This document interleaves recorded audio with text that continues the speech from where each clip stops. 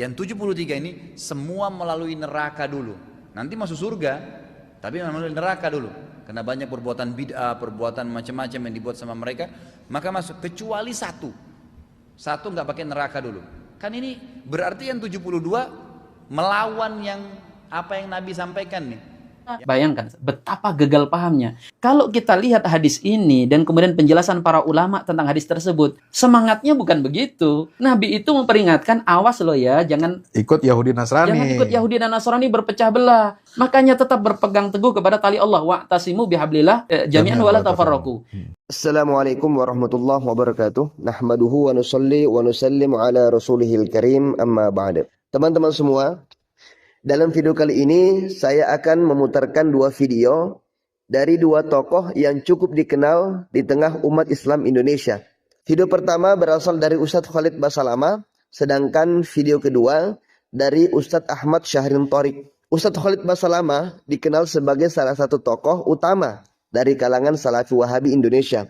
Sementara itu, Ustadz Ahmad Syahrin Thorik adalah salah satu ustadz yang berpemahaman Ahlus Sunnah wal Jamaah.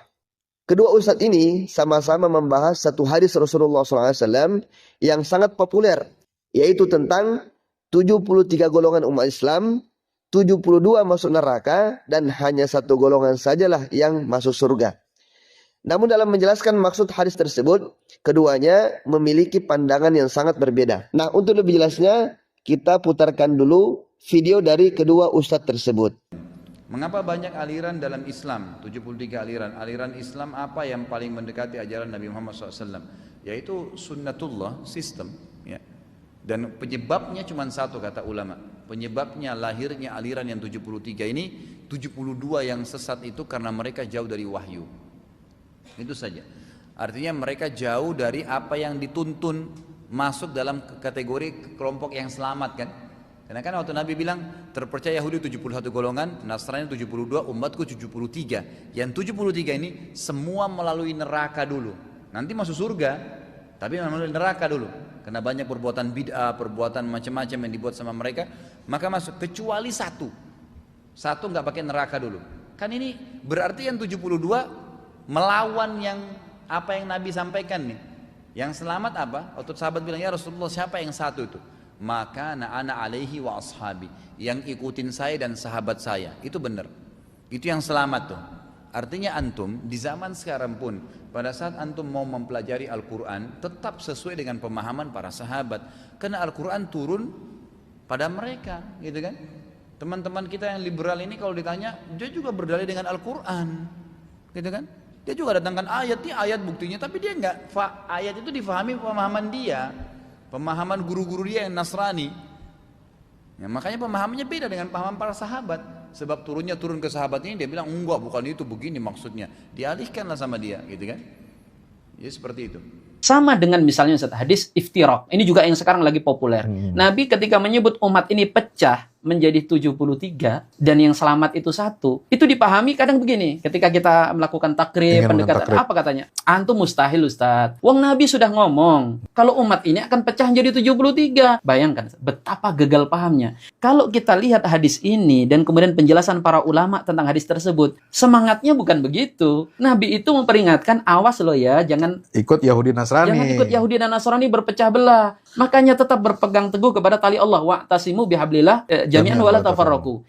Tapi oleh kalangan ini dipahami Nabi seakan-akan ngutuk, tak kutuk kamu nanti jadi 73. Dan ulama kan sampai menjelaskan, Ustaz, kenapa diksinya Rasul misalnya menggunakan fa ini ummati. Kayak nggak nyambung dengan kalimat-kalimat sebelumnya. Sebelumnya disebut agamanya kan, agama Yahudi, agama Nasrani. Kenapa Rasul tidak mengatakan fa innal muslimun misalnya kan, fa innal muslimin. Oh, innal Islam sayaftarik. Iya, kenapa ummati? Oleh para ulama kemudian dijelaskan kan bahwa Rasul SAW mengatakan bahwa Rasul masih menganggap sebagai bagian daripada umat beliau. Umatnya. Bahkan tidak dikafirkan oleh Nabi kita SAW kan gitu ya. Itulah indahnya bahasa syariat. Ulama saja saat ketika menjelaskan hadis itu, kalau kita lihat ya, itu semuanya semangatnya sama. Bagaimana hadis ini dipahami untuk mempersaudarakan umat Islam. Mulai dari pertama kan, hadis itu bagaimana statusnya. Ada yang menolak, hadis ini tidak sahih. Ini seperti Syekh Yusuf Al-Qaradawi kan termasuk yang tidak menerima hadis itu. Nanti ada yang menerima, tetapi yang diterima sebagian lafaz. Maka lafaz tambahan finnar itu tidak diterima. Perpecahannya sampai di perpecahan saja. Artinya Rasul hanya menyampaikan fenomena perpecahan. Kemudian ada yang menerima lafaz. Itu pun dengan penjelasan apa, Ustaz? Yang dimaksud dengan umat di situ bukan umat Islam, tapi umat dakwah kan? Artinya kalau disebut dengan umat dakwah, orang Nasrani, orang Yahudi, orang di luar Islam hari ini itu termasuk umatnya Rasulullah. Jadi mereka itu yang memang banyak di neraka. Oke, sampai kemudian yang dimaksud adalah umat ijabah. Itu dengan penjelasan apa, Ustaz? Dengan penjelasan bahwa tetap yang satu itu adalah sawadul a'zam, terbanyak. Atau dengan penjelasan mereka adalah sahabat Nabi. Ma'ana alaihi wa ashabi. Itu pun berarti umat Islam siapa sekarang nggak ngikuti sahabat Nabi? Dengan segala ragam perbedaan mereka dalam memahami. Semua, ya. Mungkin yang minus dari itu kan cuma siapa? Rafidhah atau mungkin inkarus sunnah. Tapi umumnya kaum muslimin ya tetap ngikuti sahabat Nabi. Ujung-ujungnya mayoritas juga. Sampai penafsiran, oke, al-jamaah. Mana al-jamaah apa? Mana al-jamaah ada yang menafsirkan itu adalah ulama kaum muslimin. Ya ujung-ujungnya siapa kita kalau nggak ngikuti ulama? Sehingga kita lihat semangatnya ulama ketika menjelaskan hadis iftiraq itu adalah bagaimana umat ini bersatu. Umat ini memahami itu bukan kami ahlu sunnah wal jamaah, ente ahli susah berjamaah. Bukan begitu. Gitu, loh, hari ini hadis yang segamblang itu, sejelas itu kemudian dipahami dan dijadikan sebagai amunisi untuk mengatakan kami dan kelompok kami yang masuk surga sebagian besar di neraka.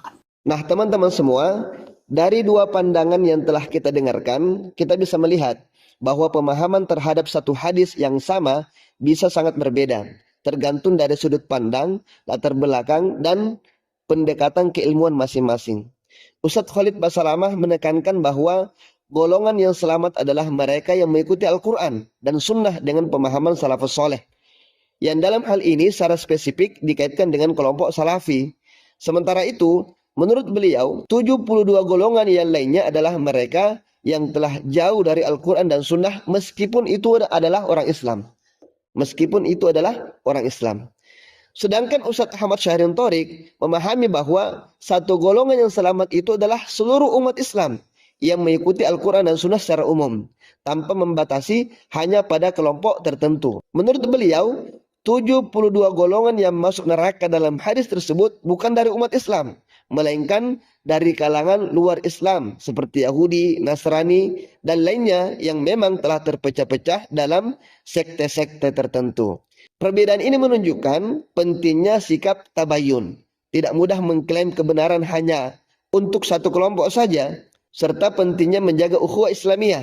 Kita sebagai umat Islam harus tetap berpegang teguh kepada Al-Quran dan Sunnah, sambil tetap membuka diri untuk memahami perbedaan dengan cara yang bijak dan penuh adab. Mari kita jadikan perbedaan ini sebagai bahan renungan, bukan perpecahan. Karena pada akhirnya Allah lah yang paling tahu siapa yang benar-benar ikhlas dan siapa yang selamat di sisinya. Terima kasih sudah menonton. Jangan lupa untuk like, share, dan subscribe agar tidak ketinggalan konten-konten bermanfaat lainnya. Sampai jumpa di video berikutnya. Wassalamualaikum warahmatullahi wabarakatuh.